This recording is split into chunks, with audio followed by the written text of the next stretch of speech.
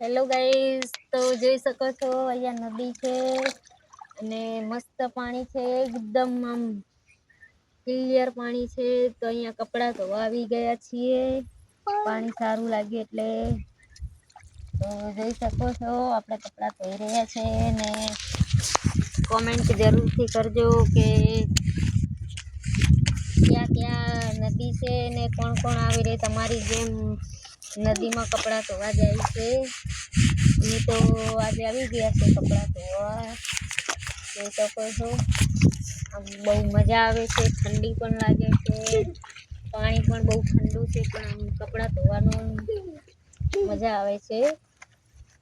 અને લોકેશન પણ બહુ સારું છે, તમે જોઈ શકો છો. તો આવું લોકેશન તમારા ત્યાં છે કે નહીં કોમેન્ટ